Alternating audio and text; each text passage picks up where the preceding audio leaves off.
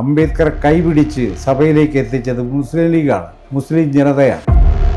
ഞാൻ ഇനിയും പോകും ജമാഅത്തെ ഇസ്ലാമിയുടെ ഈ വെൽഫെയർ പാർട്ടിയുടെ സമ്മേളനത്തിൽ മാത്രമല്ല, ലീഗിൻ്റെ സമ്മേളനത്തിന് ഞാൻ പോകാറുണ്ട്. ഞാൻ പോകും, ഇനിയും പോകും. ദളിതർ എവിടെയൊക്കെ പോകണം തീരുമാനിക്കാൻ ഈ പണിക്കരും സംഘമൊക്കെ ആരാന്നാണ് ഞാൻ ചെയ്യും. പണിക്കർക്കൊക്കെ വേറെ വല്ല പണിയില്ലെങ്കിൽ വീട്ടിൽ പോയി ഇരുന്നോണം, ഞങ്ങളെ ഭരിക്കാൻ വരണ്ട.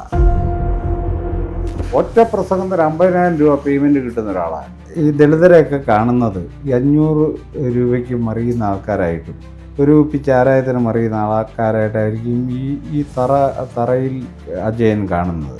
അവൻ നമ്പ്യാരാണ് എന്നൊക്കെ പറഞ്ഞിട്ട് നമ്പ്യാരോട് പുലയൻ പെരുമാറുന്നത് പോലെ എന്നോട് പെരുമാറുന്ന മുഖം അടിക്കും, അവൻ്റെ മുഖം പൊത്തി അടിക്കും ഞാൻ. സർക്കാരൊക്കെ തമ്മില രമേശ് ചെന്നിത്തല, വി.ഡി. സതീശൻ, കെ.സി. വേണുഗോപാൽ, 3 നായന്മാരാണ്. വേറെ ആരും ഇല്ലേ കേരളത്തിൽ? ഈ 11% വരുന്ന നായന്മാർ മാത്രമേ കേരളം ഭരിക്കാനുള്ളൂ. 10%-ലധികം കൂടുതലുള്ള മുസ്ലിങ്ങളുടെ പേരാണ് ചർച്ചയില്ലാത്ത. കുറേ പൊട്ടന്മാർ കേരളത്തിലുണ്ട്.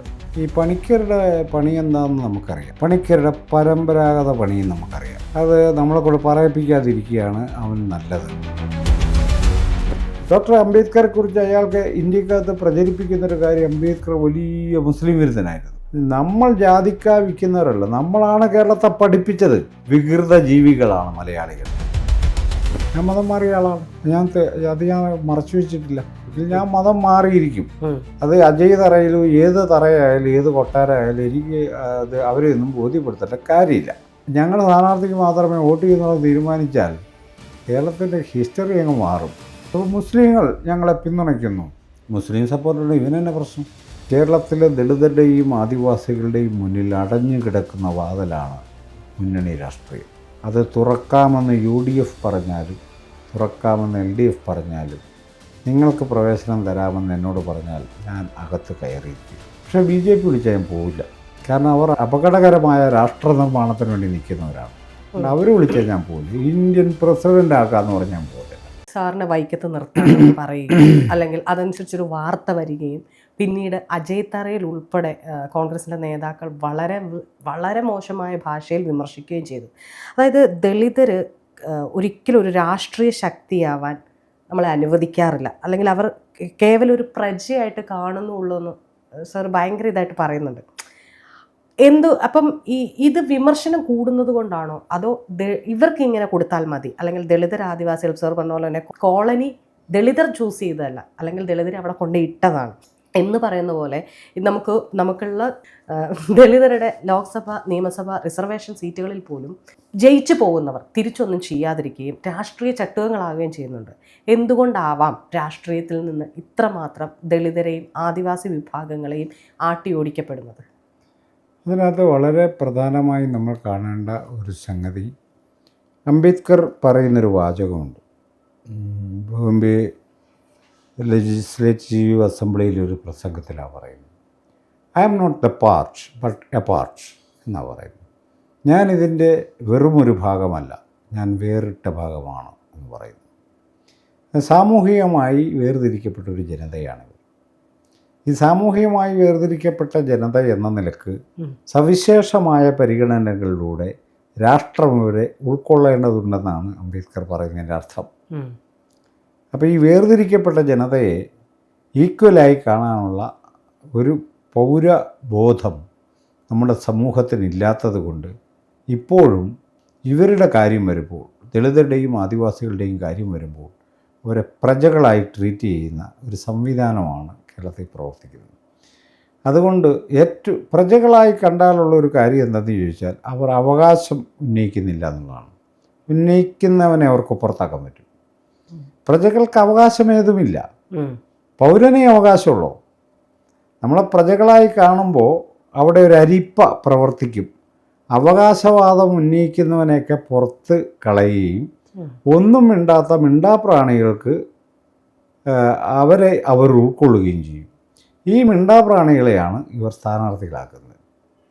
ഇവർ മിണ്ടില്ല എന്ന ഉറപ്പ് എടുത്തിട്ടാണ് ഇവരെ സ്ഥാനാർത്ഥികളാക്കുന്നത്. അപ്പോൾ അവർ ജയിച്ചു എന്നാൽ പിന്നെ ഇവരും പറയാതെ അവർ മിണ്ടത്തില്ല. പണ്ടൊരു കഥ പറയില്ലേ, ഭാര്യമാരെ അനുസരിക്കുന്നതെന്നൊക്കെ പറഞ്ഞൊരു കഥ പറയും. ഒരു സ്ത്രീവിരുദ്ധമായ കഥയാണത്.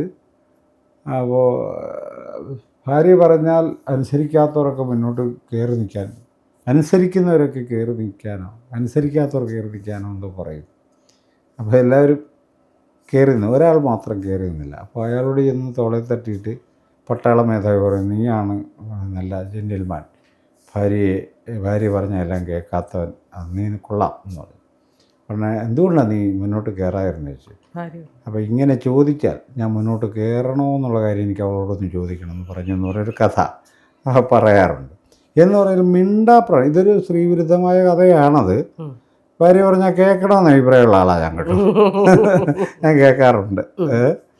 അപ്പോൾ അതിനകത്ത് ഞാനീ പറയുന്നത് ഇങ്ങനെ മിണ്ടാപ്രാണികളാണ് ഈ 16 പേര് നിയമസഭയിൽ വരുന്നത്. അതുകൊണ്ട് ഇവർ ദളിതർക്കെതിരെ നിയമനിർമ്മാണം നടത്തിയാൽ ഇവർ കൈയടിക്കും. അതിനകത്ത് നമ്മളങ്ങനെ ഭ്രാന്തമായ എന്തോ നടക്കുന്നു എന്നൊന്നും കാണണ്ട. ക്വൈറ്റ് നോർമലായ കാര്യമാണ്. അരിപ്പ വെച്ച് സംസാരിക്കുന്നതിനെ പുറത്ത് നിർത്തുക, സംസാരിക്കാത്തവന് ഇവരുടെ പ്രജയായിട്ട് അകത്ത് കയറ്റുക. അവൻ മിണ്ടിയല്ല എന്ന് ഉറപ്പുണ്ട്. അതുകൊണ്ടാകാമോ കോൺഗ്രസ് സ്റ്റേറ്റ് ഇപ്പം അജയ് തറയിൽ അതിനകത്ത് പറയുന്നുണ്ട്, നിരന്തരം കോൺഗ്രസിനെ പോലും വിമർശിച്ചു, രാജനെ വിമർശിച്ചു, പിന്നെ CPM വിമർശിച്ചു. CPM ഈ വർഷം അധികാരത്തിൽ ഇത്തവണ അധികാരത്തിൽ വരാത്തതുകൊണ്ടാണ് കോൺഗ്രസ് വരും എന്നുള്ള ഇതിലുകൊണ്ടാണ് ചാടിപ്പുറപ്പെട്ടത്. കാരണം താങ്കളുടെ സ്ഥാനാർത്ഥിത്വം കേരളം ഈ പറയുന്ന ഇപ്പം നമ്മൾ ഭയങ്കര എന്താ പറയുക, ഇപ്പോഴും കോൺഗ്രസ്സിലെ അനുഭാവികളായ ആളുകൾ പറയണ്ട അദ്ദേഹത്തിന് കൊടുക്കാമായിരുന്നു എന്ന് പറയുന്ന ആളുകളും ഉണ്ട്. അതായത് നല്ല രീതിയിലൊരു സ്വാഗതം ചെയ്ത, അല്ലെങ്കിൽ കുറച്ചുകൂടി പറഞ്ഞ പോലെ ഈ അരിപ്പ വെച്ച് അരിക്കാത്ത കുറച്ച് ആളുകളെ കിട്ടുകയാണെങ്കിൽ അതിലൊരാളുടെ സ്ഥാനാർത്ഥിമായിരുന്നു എന്ന് പ്രതീക്ഷിച്ചിട്ടുണ്ടായിരുന്നു. അതെങ്ങനെയായിരുന്നു? അത് കഴിഞ്ഞു പോയൊരു അധ്യായമാണ് അതിൻ്റെ ഒരു സംഭവം. ഇവർ ഈ അജയ് തറയിൽ എന്നൊക്കെ പറയുന്നത് ആരൊക്കെയാണെന്നൊന്നും എനിക്കറിയത്തില്ല. അയാൾക്കെതിരെ ഞാൻ നിയമ നടപടിക്ക് പോയിട്ടുണ്ട്, വക്കീൽ നോട്ടീസ് അയച്ചിട്ടുണ്ട്. ഈ അവധി കഴിഞ്ഞാൽ അന്നേരം കേസ് രജിസ്റ്റർ ചെയ്യും മാനനഷ്ടത്തിന്. അപ്പോൾ ഇത് സംഭവം എന്ന് പറഞ്ഞാൽ എന്താണെന്ന് ചോദിച്ചാൽ, കോൺഗ്രസിൻ്റെ ദേശീയ നേതൃത്വം ഈ ദളിതരെയും ആദിവാസികളെയും പിന്നോക്ക വിഭാഗങ്ങളെയും ഉൾക്കൊള്ളണമെന്നും അവർക്ക് രാഷ്ട്രീയ അധികാരത്തിൽ പങ്കാളിത്തം കൊടുക്കണമെന്നും ഒരു പ്രമേയം അവരുടെ ഒരു കോൺക്ലേവ് പാസ്സാക്കുന്നുണ്ട്. ആ പ്രമേയം വായിച്ചപ്പോൾ ഇവർ കുറച്ചുകൂടി റിയലിസ്റ്റിക്കായിട്ട് കാര്യങ്ങളെ കാണുന്നു എന്ന് മനസ്സിലാക്കിയ ഒരാളാണ് ഞാൻ. അപ്പോൾ കേരളത്തിലെ കോൺഗ്രസ് നേതൃത്വത്തിൽ ഒരു വിഭാഗം ഇത് കേരളത്തിൽ പ്രയോഗിക്കാം, പ്രാഥമികമായ ഒരു പ്രയോഗം നടത്താം എന്നാലോചിക്കുന്നതിൻ്റെ ഭാഗമായിട്ടാണ് CK ജാനുവിനെ ഇതിനകത്ത് എടുക്കുന്നതും എനിക്ക് സീറ്റ് തരാമെന്ന് പറയുന്നു. അതല്ലാതെ ഇതിനകത്ത് വേറെ കച്ചവടമൊന്നുമില്ല, നേരിട്ടുള്ള ഇടപാടേ ഉണ്ടായിരുന്നുള്ളൂ. വൈക്കത്തെ സീറ്റിൽ പരിഗണിക്കാം എന്ന് എന്നോട് പറയും. സംഘടനാ നേതാക്കളോട് ഇത് ഷുവറാണ് എന്ന് പറയുകയും ചെയ്തു. വാർത്ത പുറത്ത് വന്നപ്പോഴേ RSS ക്ഷേത്ര സംരക്ഷണ സമിതി RV ബാബുവും ശശികലയും തന്നെ നേരിട്ട് രംഗത്ത് വന്ന് കൊടുക്കാൻ പാടില്ല എന്നാണ്. കൊടുക്കാൻ പാടില്ല എന്ന് പറഞ്ഞപ്പോൾ കോൺഗ്രസ് അതിനോട് പ്രതികരണമൊന്നും രേഖപ്പെടുത്തിയില്ല. അന്നേരം തന്നെ ഞാൻ എഴുതി തള്ളിയിരുന്നു, കിട്ടാൻ സാധ്യത കുറവാണ്. കാരണം ഒരു ഉറപ്പുള്ളൊരു രാഷ്ട്രീയ നേതൃത്വമാണെങ്കിൽ ഞങ്ങൾ ആരെ നിർത്തണം ഞങ്ങൾ തീരുമാനിച്ചോളാം, പുറത്തുള്ള സംഘടന ഞങ്ങൾ ഉപദേശിക്കേണ്ട എന്നെങ്കിലും ഒരു പ്രസ്താവന ഇറക്കുമായിരുന്നു. അതുപോലെ ഒന്നും ഉണ്ടായില്ല. അപ്പോൾ സ്ഥാനാർത്ഥിത്വം കേരളത്തിൽ വളരെ വലിയ ചർച്ചയായി, വലിയ പിന്തുണ ഉണ്ടായി. ഇൻ്റർനാഷണൽ ലെവലിലൊക്കെ മലയാളികളുള്ള സ്ഥലങ്ങളിലൊക്കെ ഇത് ഒരു അത്ഭുത വാർത്ത പോലെയാണ്. തീർച്ചയായും കോൺഗ്രസ് അത്രയും മുന്നോട്ട് വന്നോ, അത്രയും ഫോർവേഡായിട്ട് ചിന്തിക്കുന്നുണ്ടോ എന്നുള്ളൊരിതായിരുന്നു. അപ്പം അങ്ങനെയുള്ള ഒരു അന്തരീക്ഷം ക്രിയേറ്റ് ചെയ്തപ്പോൾ ഈ RSS സംഘങ്ങൾ, സംഘപരിവാർ സംഘങ്ങൾ ഇതിരെ രംഗത്ത് വന്നു. ഇടതുപക്ഷ പാർട്ടികളും അവരുടെ ബുദ്ധിജീവി അശോകൻ ജെരുവിനെ പോലുള്ള ബുദ്ധിജീവികളും രംഗത്ത് വന്നു. ഏറ്റവും അവസാനമായപ്പോൾ കോൺഗ്രസ്സിലൊരു വിഭാഗവും രംഗത്ത് വന്നു.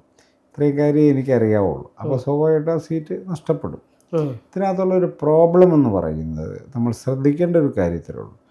ഞാൻ ഈ വൈക്കത്ത് സ്ഥാനാർത്ഥിയാകാനായിട്ട് തീരുമാനിക്കുന്നത് കഴിഞ്ഞ ഏതാണ്ട് 50 വർഷമായിട്ട് കേരളത്തിലെ ദളിതരുടെയും ആദിവാസികളുടെയും മുന്നിൽ അടഞ്ഞു കിടക്കുന്ന വാതിലാണ് മുന്നണി രാഷ്ട്രീയം. അത് തുറക്കാമെന്ന് UDF പറഞ്ഞാലും തുറക്കാമെന്ന് LDF പറഞ്ഞാലും നിങ്ങൾക്ക് പ്രവേശനം തരാമെന്ന് എന്നോട് പറഞ്ഞാൽ ഞാൻ അകത്ത് കയറിയിരിക്കും. അതെൻ്റെ ഉത്തരവാദിത്തമാണെന്ന് വിചാരിക്കുന്ന ഒരാളാണ് ഞാൻ. കൊണ്ട് കോൺഗ്രസ് വിളിച്ചുകൊണ്ട് പോകണ്ട, കമ്മ്യൂണിസ്റ്റ് വിളിച്ചുകൊണ്ട് പോകണമെന്ന് ഞാൻ പൊളിറ്റിക്സ് എന്ന് പറയുന്നത് ആർട്ട് ഓഫ് പോസിബിലിറ്റിയാണ് അംബേദ്കർ നിർണ്ണയിക്കുന്നത്. It is an art of possibility, സാധ്യതകളുടെ കലയാണെന്നാണ് പറയുന്നത്. നമ്മൾ കുറേ വികാരപ്രകടനം നടത്തുന്നതല്ല പൊളിറ്റിക്സ്, സാധ്യതകളുടെ കലയാണ്. പക്ഷേ BJP വിളിച്ചാൽ ഞാൻ പോവില്ല. കാരണം അവർ അപകടകരമായ രാഷ്ട്ര നിർമ്മാണത്തിന് വേണ്ടി നിൽക്കുന്നവരാണ്. അതുകൊണ്ട് ആ സാധ്യത എൻ്റെ മുന്നിൽ സാധ്യതയേ അല്ല, അതെൻ്റെ മരണമാണെന്ന് എനിക്ക് നല്ല ഉറപ്പുണ്ട്. അതുകൊണ്ട് അവർ വിളിച്ചാൽ ഞാൻ പോവില്ല. ഇന്ത്യൻ പ്രസിഡൻ്റ് ആക്കാമെന്ന് പറഞ്ഞാൽ ഞാൻ പോകത്തില്ല. പക്ഷേ ഇവർ വിളിച്ചാൽ കേരളത്തിൻ്റെ സവിശേഷമായ രാഷ്ട്രീയ പരിസ്ഥിതിയിൽ കോൺഗ്രസ്സോ അല്ലെങ്കിൽ കമ്മ്യൂണിസ്റ്റ് പാർട്ടിയോ ക്ഷണിച്ച ഈ ഇലക്ഷനിൽ CK ജാനുശേഷിൻ ഉൾപ്പെടെ ഇങ്ങോട്ട് എന്താ പറയുക കോൺഗ്രസിലേക്ക് ക്ഷണിക്കുകയും സണ്ണി സാറിന് സീറ്റ് തരികയും ചെയ്തു. അതിനുശേഷം ഇത് സീറ്റ് കിട്ടാതായപ്പോൾ തന്നെ ദളിത് മുന്നണി, അതായത് ഗീതാനന്ദ മാഷൊക്കെ ഉൾപ്പെടെ വയനാട്ടിലെ മണികണ്ഠൻ പണിയനെ ഉൾപ്പെടെ നിങ്ങളിൽ കുറച്ച് പേരിലാണ് സ്ഥാനാർത്ഥി പ്രതീക്ഷകളുണ്ട് ഉൾപ്പെടെ ഒരു മുന്നണി രൂപീകരിക്കാൻ പോകുന്നെന്ന് പറഞ്ഞിരുന്നു. ആ മുന്നണിയുടെ ഭാഗമായിട്ടാണോ നമ്മളിപ്പോൾ ഈ ഹർത്താലിൻ്റെ മുന്നണി കൊണ്ടുപോയി രൂപീകരിച്ച് ഹർത്താൽ നടത്തിയത്? അല്ലല്ല, ദളിത് മുന്നേറ്റ മുന്നണി അല്ല. ദളിത് ഇല്ല. അംബേദ്കർ ഡെമോക്രാറ്റിക് ഫ്രണ്ടാണ് ഗീതാനന്ദൻ്റെ നേതൃത്വത്തിലുണ്ടായത്. അംബേദ്കർ ഡെമോക്രാറ്റിക് ഫ്രണ്ട് അവർ മറ്റേതൊരു സംഘടനയും പോലെ ഇതിനകത്ത് ഒരു ഘടകം മാത്രമാണ്. ഇത് ഒരു സംയുക്ത സമരസമിതി എന്ന് വിളിക്കാവുന്ന ഒരു ആക്ഷൻ കൗൺസിലാണ്. അതിനകത്ത് 55 സംഘടനകളുണ്ട്. അതിനകത്ത് ഒരു സംഘടനയാണ് ADF എന്ന് പറയുന്ന സംഘടന. അവരുണ്ട് ഇതിനകത്ത്, ആക്റ്റീവായി സജീവമായിട്ടുണ്ട്. ആ മുന്നണിയല്ലിത്, മുന്നണിയല്ല. പിന്നെ ഒരു കാര്യമുണ്ട്, ഈ അജയ് തറയിൽ പറയുന്നൊരു കാര്യം, പണമുണ്ടാക്കാൻ വേണ്ടി ഞാൻ വ്യാജ്യമായ ഒരു സംഭവം വൈക്കത്തെ സ്ഥാനാർത്ഥിയാണ് വ്യാജ്യമായി പ്രചരിപ്പിച്ച് പണമുണ്ടാക്കാൻ ശ്രമിച്ചു എന്നുള്ളതാണ് പുള്ളിയുടെ. പിന്നെ ബാക്കിയുള്ളതൊക്കെ പിന്നെ വ്യക്തിപരമായ ആരോപണങ്ങളാണ്. മതം മാറി, ഞാൻ മതം മാറിയ ആളാണ്, അത് ഞാൻ മറച്ചു വെച്ചിട്ടില്ല. അത് ഞാൻ മറച്ചു വെച്ചാലേ പ്രശ്നമുള്ളൂ. എൻ്റെ 7ാം ക്ലാസ്സിൽ പഠിക്കുമ്പോൾ നടക്കുന്നൊരു സംഭവമാണ്. അതായത് ഞാൻ 7ാം ക്ലാസ്സിൽ പഠിക്കുമ്പോഴാണ് ഫാമിലി മാറി മതം മാറ്റത്തിൻ്റെ ആദ്യ സംഭവം നടക്കുന്നത്. അപ്പൊ ശരിക്കും സണ്ണിയും കബിക്കാട് നല്ല പേര് അല്ലല്ല, ഞാൻ അനിൽകുമാർ എന്നാണ് ഔദ്യോഗികമായ പേര്. ഞാൻ പറയട്ടെ, 7ാം ക്ലാസ്സിൽ വെച്ചാണ് ഈ മതം മാറ്റം ആദ്യം നടക്കുന്നത്. അത് കഴിഞ്ഞിട്ട് പിന്നെ ആ മതം മാറ്റം ഇൻവാലിഡ് ആണെന്ന് പറയുമ്പോഴാണ് ഒരു പുതിയൊരു ഗസറ്റ് നോട്ടിഫിക്കേഷൻ വേണ്ടി വരികയും ചെയ്തത്. അതവിടെ കിടക്കുന്നതുകൊണ്ട് പിന്നെ എനിക്ക് വേറെ ഓപ്ഷനൊന്നുമില്ല, ഗസറ്റ് റീനോട്ടിഫൈ ചെയ്യാന്നുള്ളതേ ഉള്ളൂ. അപ്പം ഇതൊന്നും എനിക്കങ്ങനെ ന്യായീകരിക്കേണ്ട കാര്യമൊന്നുമില്ല. എനിക്ക് മതം മാറാൻ ഇന്ത്യൻ ഭരണഘടന അനുവദിക്കുന്നുണ്ട്. ഞാൻ മതം മാറിയിരിക്കും. അത് അജയ് തറയിലും ഏത് തറയായാലും ഏത് കൊട്ടാരമായാലും എനിക്ക് അവരെയൊന്നും ബോധ്യപ്പെടുത്തേണ്ട കാര്യമില്ല. ഇയാൾ എന്നിട്ട് പറയുന്നൊരു സംഭവം, ഞാൻ പണമുണ്ടാക്കാൻ വേണ്ടി ആണ് ഇത് ചെയ്യുന്നതെന്ന്. അതിനകത്ത് പുള്ളി തെളിയിക്കേണ്ട ഒരു കാര്യം, പുള്ളിക്കെതിരെ ഞാൻ കേസ് കൊടുത്തിട്ടുണ്ട്.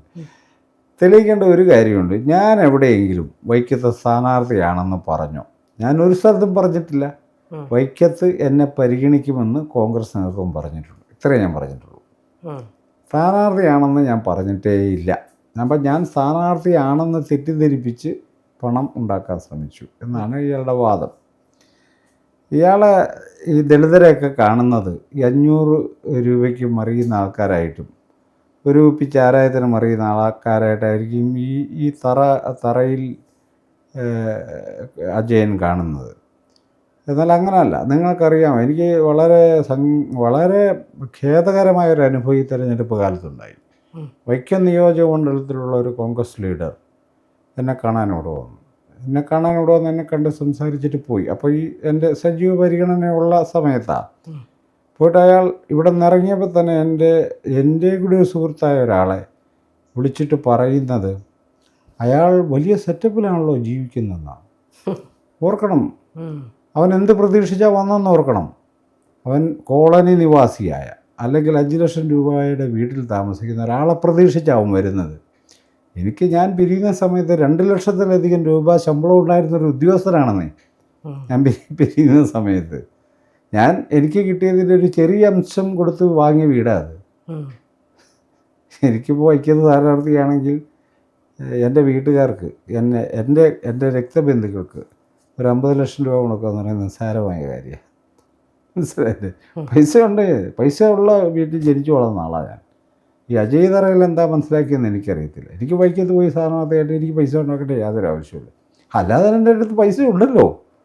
ഞാനിതിന് അപ്പം ഇത് ഞാൻ പണമുണ്ട് ഇതൊരു ഈ ദളിതരെ കുറിച്ചുള്ള ഒരു സങ്കല്പത്തിൽ നിന്ന് വരുന്ന അവരെല്ലാം ദരിദ്രരായിരിക്കും, 10 പൈസ ഇല്ലാത്തവരായിരിക്കും, കള്ളന്മാരായിരിക്കും, കള്ളത്തരം കാണിച്ച് പൈസ ഉണ്ടാക്കുന്നവരായിരിക്കും. ഇതൊക്കെ അജയൻ്റെ തലക്കകത്തുള്ളൊരു സംഭവമാണ്.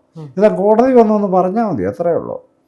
അയാൾക്കെതിരെ നമ്മൾ നിയമ നടപടിക്ക് പോയി വക്കീൽ നോട്ടീസ് അയച്ചു, അവധി കഴിഞ്ഞാൽ കേസ് രജിസ്റ്റർ. നമ്മൾ പറഞ്ഞില്ല, ജാതിയുമായി ഈ സമൂഹത്തിൻ്റെ ഇടയിൽ നമ്മളൊരു ബഹുമാനം നേടുക, ദളിതനൊരു ബഹുമാനം നേടുക എന്ന് പറയുന്ന ഒരു വിരോധാഭാസമാണ്. ഇപ്പോൾ സാറ് പറഞ്ഞതിനെ തന്നെയുണ്ട്, ദളിതൻ അല്ലെങ്കിൽ അതെന്ന് പറയുന്ന ആൾ പ്രതീക്ഷിച്ച് വരുന്നത് മറ്റേ തേക്കാത്ത വീട്, കോളനി, ഇതായിരിക്കും പ്രതീക്ഷിച്ച് വരുന്നത്. ദളിതർ എന്ന് പറയുന്ന ആളുകൾക്ക് നിരന്തരം മാന്യമായിട്ട് പെരുമാറുകയും വേണം. നമുക്ക് മാന്യത വിട്ടുന്ന സംസാരിക്കുമ്പോൾ മാത്രമാണ്. അതല്ലെങ്കിൽ ഒരാൾ ദേഷ്യപ്പെട്ടൊരു കാര്യം പറഞ്ഞാൽ അവൻ അതായതുകൊണ്ട് അവൻ്റെ കുണം കാണിച്ചു എന്നുള്ളതാണ്. ബഹുമാനം വേണം താനും, മാന്യത വിടാനും പാടില്ല. എങ്ങനെയാണ് ഈ ഒരു സൊസൈറ്റി അല്ലെങ്കിൽ ഈ ഒരു വിഭാഗത്തിന് എങ്ങനെയാണ് അത് ബാലൻസ് ചെയ്ത് നിൽക്കാൻ പറ്റുക? ഇതാണ് ജാതി എന്ന് പറയുന്നവർക്ക്. ഇത് മനസ്സിലാകാത്തവരാണ് ഈ കേരളത്തിലെ വലിയ ബുദ്ധിയുള്ള പണ്ഡിതന്മാരെന്നൊക്കെ പറയും. ഇതാണ് കാസ്റ്റ്. അതായത് കാസ്റ്റിൻ്റെ ഒരു പ്രത്യേകത, മാന്യത എന്നത് ചിലർക്ക് മാത്രം കൊടുക്കേണ്ട കാര്യമാണ്, ചിലർക്കൊരിക്കലും കിട്ടിയില്ലാത്ത കാര്യമാണ്. ചില വിഭാഗങ്ങൾക്കൊരിക്കലും ലഭ്യമല്ലാത്തതും ചില വിഭാഗങ്ങൾക്ക് നിരന്തരം കിട്ടുന്നതുമാണ് ഈ മാന്യമായ പെരുമാറ്റവും മാന്യതയും എന്ന് പറയുന്നൊരു കാര്യം. അപ്പോൾ ഈ കിട്ടാതെ പോയ വിഭാഗങ്ങൾ, ഒരിക്കലും മാന്യത ലഭ്യമാകാതെ പോയ വിഭാഗങ്ങൾ ഒരു ജനാധിപത്യ സമൂഹത്തിലേക്ക് പ്രവേശിക്കുന്നൊരു ഘട്ടത്തിൽ നിരന്തരം കിട്ടിക്കൊണ്ടിരുന്ന ജാതി സമൂഹങ്ങളുമായിട്ടുള്ള ഡയലോഗ് ഇവർ പ്രതീക്ഷിക്കുന്ന രൂപത്തിലല്ല സംഭവിക്കുക. അവൻ എന്നോട് മോശമായി പെരുമാറി എന്ന് പറഞ്ഞാലായിട്ട് അർത്ഥം എന്താണെന്നറിയാവോ? ഞാൻ ആഗ്രഹിക്കുന്നത് പോലെ അവൻ പെരുമാറിയില്ല എന്നാണ്. അതാണ് അതിൻ്റെ അർത്ഥം, വേറെ അർത്ഥമൊന്നുമില്ല അതിന്. അവൻ എന്നോട് മോശമായി പെരുമാറി എന്ന് പറഞ്ഞാൽ ഞാൻ ആഗ്രഹിക്കുന്നത് പോലെ അവൻ എന്നോട് പെരുമാറി, ഞാൻ ഇത്രയും മാന്യനായിട്ട്. ഇതൊക്കെ എൻ്റെ ചെറുപ്പത്തിൽ ഞാനൊക്കെ അനുഭവിച്ചിട്ടുള്ള കാര്യമാണ്. ഞങ്ങൾ വളരെ പരസ്യമായ ലംഘനങ്ങൾ, ജാതി വഴക്കങ്ങളുടെ ലംഘനങ്ങൾ നടത്തി വളർന്ന ഒരു തലമുറയാണ്.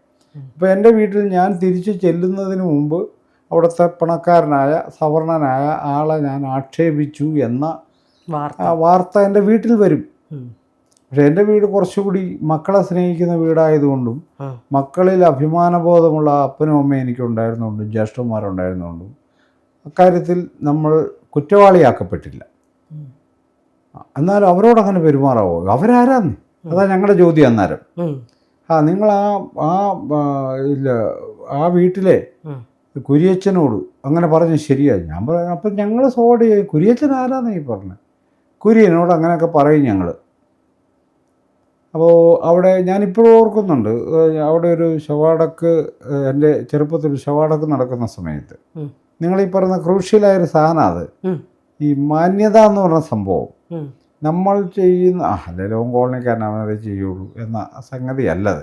അതിനപ്പുറത്ത് കാസ്റ്റാണിത്, ജാതിയാണ് ഈ സംഭവം. അപ്പം ഇവർ ദളിതരുടെ ഇടയിൽ നിന്ന് ആരെങ്കിലും മരിച്ചാൽ ഇപ്പോഴൊക്കെ പിന്നെയും കൂടുതൽ വരും. പണ്ടക്കാരും വരത്ത് പോലുമില്ല, അന്യജാതിക്കാർ വരാറേ ഇല്ല. ആരെങ്കിലുമൊക്കെ പരിചയക്കാർ അങ്ങനെ അടുപ്പമുള്ള ആരെങ്കിലുമൊക്കെ വന്നേക്കാം. ഇപ്പോഴാണ് പിന്നെയും കുറേ കൂടി ആൾക്കാർ. എന്നാൽ അതൊരു ഒരു പൊതു സ്വഭാവമൊന്നും അല്ല നാട്ടുപുറത്തെ. അപ്പോൾ അല്ലെങ്കിൽ അതുപോലെ അവരുമായിട്ടൊക്കെ ഇടപെടുന്ന ഒരാളായിരിക്കണം. എല്ലാവരും വരും. ഒരു സാധാരണ മനുഷ്യൻ മരിച്ചാൽ അയലോക്കാരാണെങ്കിലും അവർ വന്ന് നോക്കിയിട്ടൊക്കെ പോകത്തേ ഉള്ളൂ. ഞങ്ങളവിടെ ഒരു പറഞ്ഞുണ്ടാകുമ്പോൾ ഞങ്ങളും ഇതുപോലെ അവിടെ ചെന്ന് നോക്കിയിട്ട് ഞങ്ങളങ്ങ് പോയി. അപ്പോൾ അവന്മാർ അഹങ്കാരം കാണിച്ചതായി. ഞങ്ങൾ അഹങ്കാരം കാണിച്ചു. പുള്ളി മരിച്ചപ്പോൾ ഞങ്ങൾ പുള്ളിയെ പള്ളിയിലേക്ക് കൊണ്ട് അടക്കുന്നത് വരെ അവിടെ നിന്നില്ല. അത് അഹങ്കാരമാണെന്ന് പറഞ്ഞു. അതെങ്ങനെ അഹങ്കാരമാണ്? ഞങ്ങൾക്ക് വേറെ ജോലിയുള്ളവരാണ്. ഞാൻ പറയുന്നതാ, ഞങ്ങൾക്ക് വേറെ ജോലിയുള്ളവരാണ്, ഞങ്ങളതിന് പോയതാ. ഇവർ നിൽക്കാറില്ലല്ലോ, അത് കുറ്റമല്ല. ഞങ്ങൾ പോയത് എന്താ കുറ്റം എന്നുള്ള തിരിച്ച് ചോദിക്കേണ്ടി വന്ന ഒരു ബാല്യമുള്ള ഒരാളാണ് ഞാൻ. അപ്പോൾ ഇത് കാസ്റ്റാണ് സംഭവം. ചില ജാതികൾക്ക് നമ്മളിപ്പോഴും അവർക്ക് പ്രത്യേക പരിഗണന കൊടുത്തുകൊള്ളണമെന്ന് പറയുന്നൊരു കാര്യമാണിത്. നിങ്ങളുടെയൊക്കെ പ്രൊഫഷണലിൽ നിങ്ങൾ നേരിടുന്നൊരു പ്രശ്നമുണ്ട്. നിങ്ങൾ മാന്യമായല്ല പെരുമാറുന്നത് എന്ന് പറയും. എന്ന് പറഞ്ഞതിൻ്റെ അർത്ഥം അവൻ ആഗ്രഹിക്കുന്ന പോലെ പെരുമാറുന്നില്ല എന്ന് മാത്രമേ ഉള്ളൂ. അവൻ്റെ ആഗ്രഹം തെറ്റാന്നീ. അവനൊരു ജാതി ക്യാപിറ്റൽ വെച്ചിട്ട് അവൻ നമ്പ്യാരാണ് എന്നൊക്കെ പറഞ്ഞിട്ട് നമ്പ്യാരോട് പുലയൻ പെരുമാറുന്നത് പോലെ എന്നോട് പെരുമാറുന്ന മുഖം അടിക്കും, അവൻ്റെ മുഖം പൊത്തി അടിക്കും ഞാൻ. ഇതാ പറയുന്ന കാര്യം. നീ പോടാന്ന് പറയും, നിനക്ക് എൻ്റെ മുന്നിൽ ഇരിക്കാൻ അവകാശമില്ലെന്ന് പറയും, അതിനുള്ള യോഗ്യത നിനക്കില്ലെന്ന് പറയും, പറയേണ്ടി വരും. അങ്ങനെ പല രൂപത്തിൽ ആൾക്കാർ പറയും. ആ പറയും ഇതെല്ലാം കോളനിക്കാരുടെ ഗുണമാണെന്ന് പറഞ്ഞ് ഇവന്മാർ രക്ഷപ്പെടുന്ന. ഇവന്മാർക്കത് വിശദീകരിക്കാൻ പറ്റില്ല. വിശദീകരിച്ച ഇവന്മാരുടെ കള്ളി പുറത്തേ ചാടും. ശിവന്മാരെന്താണ് ഈ മാന്യത എന്നതുകൊണ്ട് ഉദ്ദേശിക്കുന്നത് എന്ന കാര്യം പുറത്തു ചാടും. കോളനിക്കാരാണ്, വിവരമില്ലാത്തവരാണ് എന്നൊക്കെ പറഞ്ഞാണ് യഥാർത്ഥത്തിൽ ഇവർ രക്ഷപ്പെടുന്ന സംഭവമാണ്. കേരളത്തിലെ ഹർത്താലിനെതിരെ കഴിഞ്ഞ 3 ദിവസമായി നടക്കുന്ന വ്യാപകമായ പ്രചാരണങ്ങളിൽ നിന്ന് എനിക്ക് മനസ്സിലായൊരു കാര്യമുണ്ട്. കേരളത്തിലെ സവർണ അധികാരം നിലനിൽക്കണമെന്ന് ആഗ്രഹിക്കുന്ന, അപ്പോൾ ഈ സവർണ അധികാരം നിലനിൽക്കണമെന്ന് ആഗ്രഹിക്കുന്ന അങ്ങനെ ആൾക്കാരുണ്ടോ എന്നൊക്കെ വേണമെങ്കിൽ നമുക്ക് സംശയം തോന്നാം. എന്നെ ബഹുമാനിക്കണം എന്ന് ഒരു സവർണം പറയുക ഒരു ദളിതനോട്, നീ എന്നെ ബഹുമാനിക്കണം എന്ന് പറയുന്നതാണ് ഈ സവർണാധികാരം എന്ന് പറഞ്ഞത്. അല്ലാണ്ട് അവൻ പഞ്ചായത്ത് പ്രസിഡൻ്റായിട്ട് ഇവനെ മർദ്ദിക്കുന്നത്, അവൻ SI ആയിട്ടോ ഇവനെ മർദ്ദിക്കുക, അതൊന്നും അല്ല. നമ്മൾ ഈ ജാതിശീലങ്ങളെ ഉള്ളിൽ കൊണ്ട് നടക്കുന്ന മനുഷ്യർക്ക് ഈ ഹർത്താൽ വലിയൊരു ഭീതി ഉണ്ടാക്കിയിട്ടുണ്ട്. അത് കേരളത്തിലെ സ്ഥാപനങ്ങൾക്ക് ആ ഭീതിയുണ്ട്, കേരളത്തിലെ രാഷ്ട്രീയ പാർട്ടികൾക്കും ഉണ്ട് ആ ഭീതി. അപ്പോൾ അതായത് ദളിത് ആദിവാസികൾ ഒന്നിച്ച് ഇനി ഒരു മുന്നണി വരുമെന്നോ അല്ലെങ്കിൽ ഇനി ഇതൊരു ഉണ്ടാകുമെന്നോ ഒരു ഭീതി. അതാണ്, അതൊരു സവർണ ഭീതിയാണ്. അധികാരവും സമ്പത്തും കൈവശം വെച്ചിരിക്കുന്നവർക്ക്, ദലിതരും ആദിവാസികളും അടങ്ങുന്നൊരു സമൂഹം ഒരു ഇൻഡിപെൻഡൻ്റ് കമ്മ്യൂണിറ്റിയും ഒരു പൊളിറ്റിക്കൽ ഫോഴ്സുമായി മാറിയാൽ നാളിതുവരെയുള്ള കേരളത്തിൻ്റെ ഹിസ്റ്ററി പരിപൂർണമായും റദ്ദ് ചെയ്യുന്നതായിരിക്കും. പുതിയൊരു ചരിത്രത്തിലേക്ക് കേരളം പ്രവേശിക്കേണ്ടി വരും. ഈ ഭീതിയാണ് അവിടെ തല്ലി ഇവിടെ തല്ലി എന്നെ ഞുള്ളി എൻ്റെ ചെവിക്ക് പിടിച്ചെന്നൊക്കെ ഇവന്മാർ പറയുന്ന കാര്യം. അതാ ഹർത്താലിൽ വളരെ ചെറിയ സംഭവം മാത്രം ഇവിടെ സൂചിപ്പിച്ചത്. ഇത് വലിയ ഭീകരമായ ഒരു തെറ്റായിട്ട് എങ്ങനെയാണ് വരുന്നത്. ഇപ്പം നിതിൻ രാജ് ചെയ്തത് വലിയൊരു തെറ്റായിട്ട്, 14,000 രൂപ ലോൺ ആപ്പിൽ നിന്നെടുത്തത് അവൻ്റെ മരണകാരണമാകുന്ന വിധം വലിയൊരു കുറ്റകൃത്യമായി മലയാളിക്ക് തോന്നുന്നു. എന്തുകൊണ്ടാണ്? ഇത് സവർണ ഭീതിയാണ് സംഭവം. സവർണ ഭീതി മെനഞ്ഞെടുക്കുന്നൊരു കാര്യമായത്. ആ കഥ മെനഞ്ഞെടുത്ത് യഥാർത്ഥ പ്രതികളെ രക്ഷിക്കാൻ വേണ്ടി അങ്ങനെ ഒരു വലിയൊരു ഭീതിയിലേക്ക് സമൂഹത്തെ മൊത്തം കൊണ്ടെത്തിക്കുക. ഈ കോളനിക്കാർ മുഴുവൻ ഇറങ്ങി ഈ തെരുവിൽ വണ്ടി തടയാന്ന് പറഞ്ഞാൽ നമ്മളെങ്ങനെ ജീവിക്കും എന്ന ചോദ്യം. പണ്ട് കേരളത്തിൽ പുലയർ ആദ്യമായി സംഘടന ഉണ്ടാക്കുന്ന ഒരു സ്ഥലം കൊച്ചിയാണ്. കൊച്ചിയിൽ പുലയരുടെ യോഗം നടക്കാൻ നേരത്തുണ്ടായൊരു കമൻറ്റിനെ കുറിച്ച് ഏതോ ഒരു പുസ്തകത്തിൽ ഞാൻ വായിച്ചിട്ടുണ്ട്. പറയുന്ന കാര്യം, ഒരു സവർണൻ മറ്റൊരു സവർണനോട് പറയുന്ന വാക്കാണ്, ഒരു കൈക്കോട്ടൊക്കെ മേടിച്ച് വീട്ടിൽ വെച്ചോ കേട്ടോ, പുലയരെല്ലാം സംഘടിച്ച് തുടങ്ങിയെന്നാണ്. എന്ന് പറഞ്ഞാൽ അവനൊന്നും ഇനി നമ്മുടെ പറമ്പിൽ പണിക്ക് വരില്ല എന്നർത്ഥം. അപ്പോൾ യഥാർത്ഥത്തിൽ ആ വാക്ക് സവർണ ഭീതിയെയാണ് അടയാളപ്പെടുത്തുന്നത്. ഇത്തരമൊരു ഭീതി ഈ 60 ലക്ഷത്തിൽ വരുന്ന വോട്ടർമാർ വോട്ട് ചെയ്യുന്നില്ല, ഞങ്ങളുടെ സ്ഥാനാർത്ഥിക്ക് മാത്രമേ വോട്ട് ചെയ്യുന്നുള്ളത് തീരുമാനിച്ചാൽ കേരളത്തിൻ്റെ ഹിസ്റ്ററി അങ്ങ് മാറും. ചെറിയ കഥയല്ല അത്. അതിനെ പിന്തുണയ്ക്കാൻ പൗരസമൂഹത്തിൽ ഞാൻ നേരത്തെ പറഞ്ഞു സൂക്ഷ്മ രാഷ്ട്രീയം തിരിച്ചറിയുന്ന വലിയൊരു വിഭാഗമുണ്ട്. തീർച്ചയായും അവരെ ഒറ്റക്കെട്ടായി നിന്നാൽ കേരളം ഭരിക്കുന്ന ഫോഴ്സാണ് ഇവർ. അത് സഹിക്കാൻ ബുദ്ധിമുട്ടാണെന്ന്. അത് ബുദ്ധിമുട്ടാണ്. നിങ്ങളെന്ത് പറഞ്ഞാലും കേരളത്തിലൊരു ദളിത് മുഖ്യമന്ത്രി എന്നത് കേരളത്തിൽ ജീവിച്ചിരിക്കുന്ന ഒരു സവർണനും ഭാവന ചെയ്യാൻ പറ്റത്തില്ല. കേരളത്തിലിപ്പോൾ മുഖ്യമന്ത്രി തർക്കം ഉണ്ടാകുന്നുണ്ടല്ലോ. തർക്കം ആരൊക്കെ തമ്മിലാണ്? Ramesh Chennithala, VD Satheesan, Venugopal, KC Venugopal, 3 നായന്മാരാണ്. ഓർക്കണം, വേറെ ആരും ഇല്ലേ കേരളത്തിൽ? ഈ 11% വരുന്ന നായന്മാർ മാത്രമേ കേരളം ഭരിക്കാനുള്ളൂ. കേരളത്തിൽ ഇതിനേക്കാൾ എത്രയോ ശതമാനം, 10%-ലധികം കൂടുതലുള്ള മുസ്ലിങ്ങളുടെ പേരാണ് ചർച്ചയിലില്ലാത്തത്. ഇതിനേക്കാൾ കൂടുതലുള്ള ഈഴവരുടെ പേരാണ് ചർച്ചയിലില്ലാത്തത്. ഇവന്മാരാരാന്നേ? ഇത് ഭയങ്കരമായ കളത്. ഈ മാനിപ്പുലേഷനൊന്നും ദളിതാദിവാസി വിഭാഗങ്ങൾ ശക്തിപ്പെട്ടു വന്നാൽ നടക്കില്ല. ഇന്നലെ ഇത് കേട്ടപ്പോൾ, ഇപ്പോൾ ഈ പറഞ്ഞപ്പോഴാണ് ഞാൻ ഓർത്തത്, ഇതിൽ ഞാൻ കേട്ടൊരു ആരാണ് അവരുടെ തലവൻ? ഇതിൽ ആരാണ് തലവൻ? ആരോടാണ് നമ്മൾ ചോദിക്കേണ്ടത്? ആരോടാണ് കമ്മ്യൂണിക്കേറ്റ് ചെയ്യേണ്ടത്? ഇതിൽ ലീഡ് ചെയ്യുന്ന ആളാരാണ്? ഇതാണ് ഏറ്റവും കൂടുതൽ. പിന്നെ കേട്ട മറ്റൊരു കാര്യം, ജാതി ചോദിക്കുമ്പോൾ ജാതിമരം കാണിച്ചു കൊടുക്കണം എന്ന് പറയുന്ന മറ്റേ പൂമര സ്റ്റൈലിലുള്ള എഴുത്തുകൾ, പൂമര സ്റ്റൈലുള്ള. പിന്നെയുണ്ട് എന്തിനും ഏതിനും ദളിത് അട്രോസിറ്റി എടുത്ത് ഉപയോഗിക്കുന്നതും. ജാതി അതായത് ജാതി എന്നുള്ളത് ജാതിക്ക എടുത്ത് കാണിച്ചിട്ടാണ് ഇവന്മാർ ജീവിക്കുന്നതെന്നുള്ള സുന്ദര സുലഭില ലെറ്റേഴ്സൊക്കെ ഞാൻ ഇന്നലെ കണ്ടിരുന്നു. ജാതി എന്നത് എന്താണെന്ന് മനസ്സിലാക്കാതെ ജീവിക്കുന്ന കുറേ പൊട്ടന്മാർ കേരളത്തിലുണ്ട്. ഈ ശ്രീജിത്ത് പണിക്കർ അങ്ങനെ തുടങ്ങിയ പണിക്കന്മാരൊക്കെ. ഈ പണിക്കരുടെ പണി എന്താണെന്ന് നമുക്കറിയാം, പണിക്കരുടെ പരമ്പരാഗത പണിയും നമുക്കറിയാം. അത് നമ്മളെ കൂടെ പറയിപ്പിക്കാതിരിക്കുകയാണ് അവൻ നല്ലത്. സംഭവം എന്താണെന്ന് ചോദിച്ചാൽ, ഇന്നലെ മിനിഞ്ഞാന്ന് ദളിത് ഹർത്താൽ നടന്നപ്പോൾ മുതൽ വളരെ വയലൻ്റായി ദളിതരെ മുഴുവൻ അടിച്ചമർത്തണമെന്നുള്ള പരോക്ഷ ആഹ്വാനമായിട്ട് രംഗത്തുള്ള ഒരാളാണ് പുള്ളി. പൗരാവകാശം ലംഘിക്കുന്നതാണ് അവൻ പറയുന്നൊരു കാര്യം. അപ്പോൾ ഈ പയ്യൻ കൊല്ലപ്പെട്ടതിൻ്റെ കാര്യം അവനെ ബാധിക്കുന്നില്ല. അതിനെതിരെ പ്രതികരിച്ചവരെ മുഴുവൻ പോലീസ് പിടിച്ചിട്ട് പോകാത്തതിലാണ് ഉത്കണ്ഠ. ഞാൻ പറയും, ഇതുപോലെ മാത്രമല്ല, ജാതി എന്നത് വ്യാജ്യമായൊരു കാര്യമാണെന്ന് ഇവർ പറയുമ്പോൾ ഈ കേരളത്തിൽ ഇപ്പോൾ മുഖ്യമന്ത്രി ചർച്ച നടക്കുന്നതിനകത്തേക്ക് വേറൊരു ദളിതൻ്റെ പേര് തന്നെ വരാത്ത 16 പേരുണ്ടല്ലോ, ജയിച്ചു വരുമല്ലോ എന്തായാലും. എന്താ പറയാത്തത്? മുൻ മന്ത്രിയായ അനുഭവമുള്ള അനിൽകുമാറിനെ പോലുള്ള നേതാക്കളുണ്ടല്ലോ, അയാളുടെ പേരിനാണ് പറയാത്തത്? അയാൾ കോൺഗ്രസ്സുകാരനല്ലേ? ഇവരെന്നാ ഇതിനകത്ത് കാസ്റ്റ് ഉണ്ടെന്ന് പറയും, ഇവരെന്തിനാ അത്ര അസ്വസ്ഥപ്പെടുന്നത്? അപ്പോൾ കേരളം ആര് ഭരിക്കണമെന്ന് തീരുമാനിക്കുമ്പോൾ പരാമർശിക്കപ്പെടാതെ പോകുന്ന വിഭാഗങ്ങളെ എന്ത് പേരിട്ട് വിളിക്കണം? അങ്ങനെ ഇല്ലേ?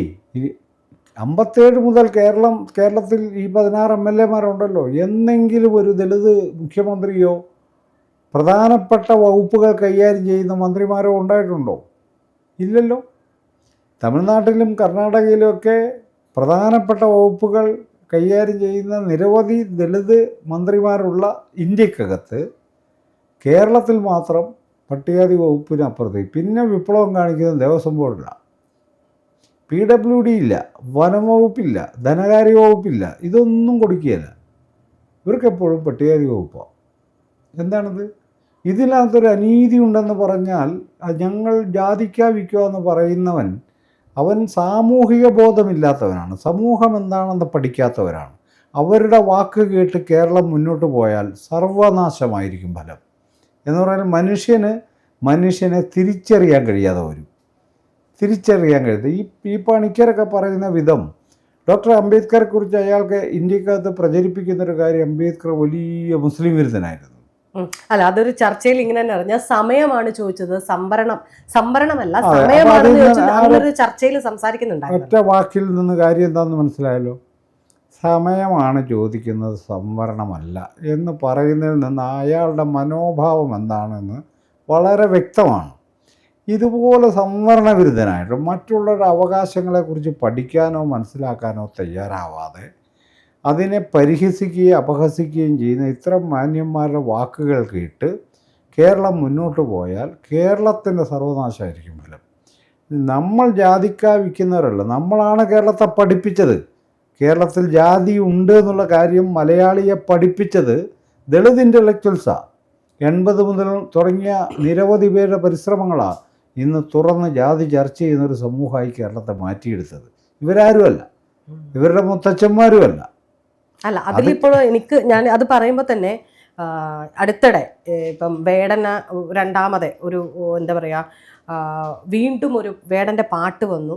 പിന്നീട് വേടൻ്റെ ഉയർത്തെഴുന്നേൽപ്പ് വന്നപ്പോൾ കേരളത്തിൽ ജാതി വിരുദ്ധത പറയുന്നത് വേടനാണെന്നും അതായത് എൻ്റെ ഒരു സുഹൃത്ത് അല്ലെങ്കിൽ എൻ്റെ ഒരു ഫോണിൽ ഒരാൾ വിളിച്ചിട്ട് എന്നോട് 1/2 മണിക്കൂർ സംസാരിക്കുന്നത്, ഞങ്ങൾ കൂട്ടുകാരിരിക്കുമ്പോൾ ഇതുവരെ ജാതി ചോദിച്ചിട്ടില്ല, പക്ഷെ വേടൻ്റെ പാട്ട് കേട്ടതിന് ശേഷം നീ ഏത് ജാതിയാ, ഇവൻ ഏത് ജാതിയാന്ന് നമ്മൾ തിരിഞ്ഞ് ചെന്ന് ചോദിക്കേണ്ടി വരുന്നു.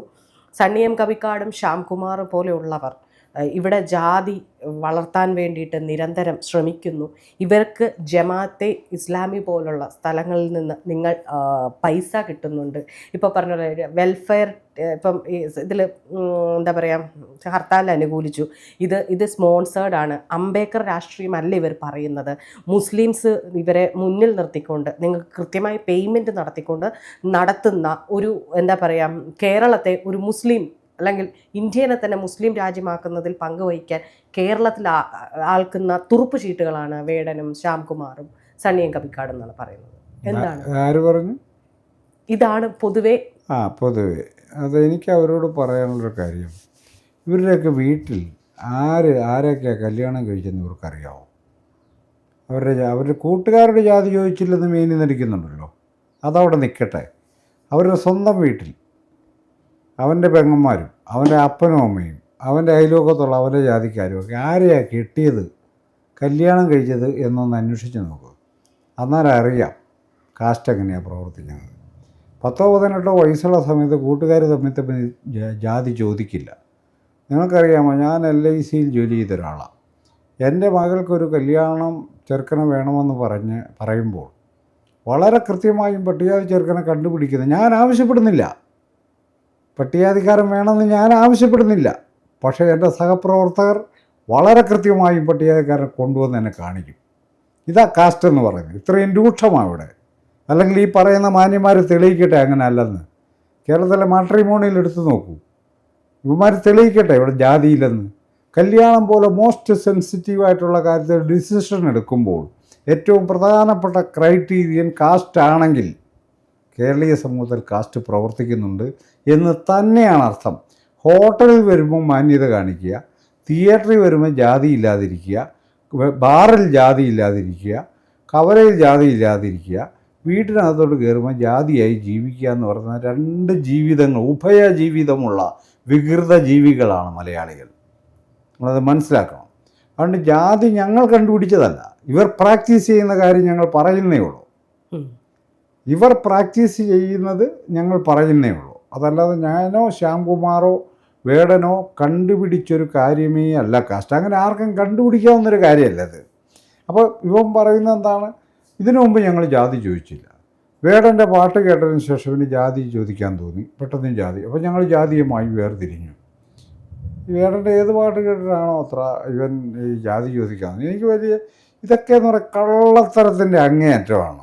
അവൻ ഇന്ന് വരെ ജാതി ചോദിച്ചിട്ടില്ല. ജാതി എന്തിനാ ചോദിക്കുന്നേ? അല്ലാതെ തന്നെ അറിയില്ലോ. ജാതി ചോദിക്കാതെ തന്നെ കണ്ടുപിടിക്കുന്ന ഒരു പുതിയൊരു ഗവേഷണ പദ്ധതി മലയാളിയുടെ തലക്കകത്തുണ്ട്. ചോദിക്കണ്ട, ജാതി ചോദിക്കണം. ജാതി എന്നുള്ള വാക്ക് വേണ്ട. എവിടെയാണ് വീട്? കല്ലറയിലാണ്. കല്ലറയിൽ നാരായണൻ നായരെ അറിയാവോ? നാരായണൻ നായർ അത് ഞങ്ങളുടെ കരയോത്തൊരു പ്രസിഡൻ്റാണ്. അതെ ശരി. അപ്പോൾ 2 പേർക്ക് മനസ്സിലായി. ഞങ്ങളുടെ കരയോ നിറയെ NSS ആണ്, നായരാന്ന് ഇവന് പിടികിട്ടി. നാരായണൻ നായരെ അറിയാവുന്നൊരു ചോദ്യത്തിൽ ഒരു വലിയ ലോകം തുറക്കുക നമ്മളൊക്കെ ഒരു സമുദായമായിട്ടൊന്ന്. മനസ്സിലായില്ലേ? ഇത് നായന്മാർ മാത്രം ചെയ്യുന്നതല്ല, പുലയനും പറയനും ഒക്കെ ഇതാ ചെയ്യുന്നത്. എല്ലാവരും ഇതാ ചെയ്യുന്നത്. അപ്പോൾ കാസ്റ്റ് ഇങ്ങനെ വർക്ക് ചെയ്ത് ആരോടും ജാതി നിൻ്റെ ജാതി ഏതാണെന്നും ചോദിക്കണ്ട. ഞാൻ പണ്ട് പറയുന്നൊരു കാര്യം, ഞാൻ ചെല്ലുന്നതിന് മുമ്പ് എൻ്റെ ജാതി ഓഫീസിൽ ചെല്ലുമെന്നേ. ഞാൻ ചെല്ലുന്നതിന് മുമ്പ് ചെല്ലും. അപ്പോൾ ഇങ്ങനെയുള്ളൊരു സ്ഥലത്തിരുന്ന് ഇത്ര പൊട്ടത്തരം പറയണമെങ്കിൽ ഇവനൊക്കെ എന്തോ തകരാറുണ്ട്. ജാതി ചിലപ്പോൾ എനിക്ക് തോന്നിയിട്ടുണ്ട് ഈ എറിക് ഫ്രോമിൻ്റെ ഇതാണെന്ന് തോന്നുന്നു, പഴയൊരു ബുക്ക് ഞാൻ വായിച്ചത്, can A society B normal എന്ന് ഒരു ചാപ്റ്റർ ഉണ്ട്. അതിന് ഒരു സമൂഹത്തിന് നോർമലായിരിക്കാൻ കഴിയുമോ എന്നാണ്. ഈ ജാതി സമൂഹങ്ങൾ ഒട്ടും നോർമലായ സമൂഹങ്ങളല്ല, അബ്നോർമൽ സമൂഹങ്ങളാണ്. നമ്മളത് മനസ്സിലാക്കണം. ഈ വിചിത്രമായ ചിന്ത മാത്രമല്ല, ജീവിതം അങ്ങനെയാണ്. ഞാനൊരു ഉദാഹരണം പറയാം. മറ്റു മനുഷ്യർ ഭക്ഷിച്ച ഭക്ഷണത്തിൻ്റെ പുറത്ത് ഉരുളാൻ ഇന്ത്യക്കാർക്കല്ലാതെ മറ്റേതെങ്കിലും സമൂഹത്തിന് പറ്റുമോ? ഉച്ചിഷ്ടം ഇങ്ങനെ വലിച്ചെറിയുന്നിടത്ത് ഈ ഉടുപ്പിയിൽ ഒരു ക്ഷേത്രത്തിലുള്ള ഒരു ആചാര കഴിച്ച ഭക്ഷണം വലിച്ചെറിയുമ്പോൾ അതിൻ്റെ പുറത്ത് കിടന്ന് ഉരുളുക, സ്വന്തം കവിളിൽ കൂടി ശൂലം കുത്തിക്കയറ്റുക, സ്വന്തം നട്ടലിൽ കൊളുത്തിട്ടിട്ട് തൂങ്ങിക്കിടക്കുക. ഇതൊക്കെ ഇന്ത്യക്കാർക്ക് മാത്രമേ പറ്റത്തുള്ളൂ. അബ്നോർമലാണ്. അതുകൊണ്ടാണ് നോർമലായ മനുഷ്യർ ചെയ്യുന്ന പണിയല്ല ഇതൊന്നും. അപ്പോൾ ഇതൊരു ഭ്രാന്തമായ അബ്നോർമലായ ഒരു സ്ഥിതിയിലേക്ക് മനുഷ്യനെ കൊണ്ട് എത്തിക്കുന്നൊരു സംഭവമാണ് ജാതിയും അതിൻ്റെ ആചാരങ്ങളും. ഇതാണ് യാഥാർത്ഥ്യം. അപ്പം നമ്മൾ ഇവിടെ ജാതി ശ്യാംകുമാറും സണ്ണിയും വേടനും കൂടി നിർമ്മിച്ച് തരുന്നതാണെന്നൊക്കെ പറയുന്നത് യഥാർത്ഥത്തിൽ ഈ കാസ്റ്റ് മെക്കാനിസം മറച്ചു വെക്കാനുള്ള ഒരു സവർണ തന്ത്രമായിട്ട് ഞാൻ അതിനെ കാണുന്നുള്ളൂ. അതാര് പറഞ്ഞാലും അതങ്ങനെ ആർക്കെങ്കിലും ഉണ്ടാക്കിയെടുത്ത് വിഭജിക്കാവുന്നൊരു കാര്യമല്ല. ഇനി പരസ്പരം ജാതി ചോദിച്ചാൽ എന്താ കുഴപ്പം? അതെന്തോ വലിയ കുഴപ്പമൊന്നും പിന്നെന്തിനാ കാണുന്നത്? ഈ കള്ളത്തരം കാണിക്കുന്നേക്കാൾ നല്ലത് ചോദിക്കുന്നതല്ലേ. ഏത് നാരായണ നായരെ അറിയാവോ, തോമസിനെ അറിയാവോ എന്നൊക്കെ ചോദിച്ച് ജാതി കണ്ടുപിടിക്കുന്നേക്കാൾ നല്ലത് നിൻ്റെ ജാതി ഏതാണെന്ന് നേരിട്ട് ചോദിക്കുന്ന. ജാതി ഏതാണെന്ന് ചോദിക്കുക മാത്രമല്ല, നമ്മൾ രണ്ട് ജാതിയിൽപ്പെട്ടവരാണെന്ന് അറിഞ്ഞുകൊണ്ട് തന്നെ ഒരു പരസ്പര സ്നേഹത്തിലും ബഹുമാനത്തിലും ജീവിക്കാൻ ഇന്ത്യക്കാർക്ക് പറ്റുമെന്നേ. ഇന്ത്യയിൽ അങ്ങനെ മനുഷ്യർ ജീവിക്കുന്നുണ്ട്. എനിക്ക് എത്രയോ സവർണ സുഹൃത്തുക്കൾ ലോകത്തെമ്പാടുമുണ്ട്. അവർക്കെല്ലാം അറിയാം ഞാൻ ദളിതനാണ്, ഞാൻ ഈ സാമൂഹ്യ വിമർശനം ഉന്നയിക്കുന്ന ആളാണെന്നും അറിയാം. പക്ഷെ അവരൊക്കെ എൻ്റെ സുഹൃത്തുക്കളാണ്. ഞാൻ പറയുന്നതിൽ ന്യായമുണ്ടെന്നാണ് അവർ പറയുന്നത്. അവരൊക്കെ തിരിച്ചറിയുന്നവരാണ്. അങ്ങനെ മനുഷ്യർക്ക് ജീവിക്കാൻ പറ്റുമെന്നേ. ഞാനൊരു ദളിതനാണെന്ന് അറിഞ്ഞുകൊണ്ട് തന്നെ എന്നെ സ്നേഹിക്കുമ്പോഴാണല്ലോ ആ സ്നേഹം അർത്ഥപൂർണമാകുന്നത്. ഞാൻ ഇപ്പോൾ മുസ്ലിങ്ങൾ ഞങ്ങളെ പിന്തുണയ്ക്കുന്നു. ഇത് ഞങ്ങളെ മാത്രമല്ല, ഇവൻ ചരിത്രം അറിയാൻ മേലാത്ത പൊട്ടത്തരം അവന് പറഞ്ഞു നടക്കാം. ഈ അറിവില്ലായ്മ അലങ്കാരമായിട്ട് കൊണ്ട് നടക്കരുത്, അത് ശരിയല്ല. അറിവില്ലാതെ ജീവിക്കാൻ, പൊട്ടനായിട്ട് ജീവിക്കാൻ ഏത് പണിക്കർക്കും അവകാശമുണ്ട്. പക്ഷെ അത് അലങ്കാരമാണ് നമ്മളോട് പറയരുത്. മുസ്ലിങ്ങളാണ് ഞങ്ങളെ സഹായിക്കുന്നത് എന്ന് പറയുമ്പോൾ അതിൽ നിന്ന് മനസ്സിലാക്കേണ്ട ഒന്നാമത്തെ പാഠം, ദളിതർക്ക് സ്വന്തം നിലയിൽ ചിന്തിക്കുവാനോ സ്വന്തം നിലയിൽ പ്രവർത്തിക്കാനുള്ള പ്രാപ്തിയില്ല എന്നാണ് ഇവൻ പറയുന്നത്. അതവൻ വീട്ടിൽ പോയി പറഞ്ഞാൽ മതി. ഇതാ ഞാൻ പറയുന്ന കാര്യം. കേരളത്തിലെ ദളിതർക്ക് സ്വന്തം നിലക്ക് തീരുമാനമെടുക്കാൻ പ്രാപ്തിയുള്ളൊരു ജനതയാണ് അവർ. ഇവിടെ ഒരുത്തൻ്റെ സപ്പോർട്ടില്ലാതെ സ്വന്തം നിലക്ക് പറയാൻ പറ്റും. പിന്നെ മുസ്ലിം സപ്പോർട്ടുണ്ട് എന്നുള്ളത്.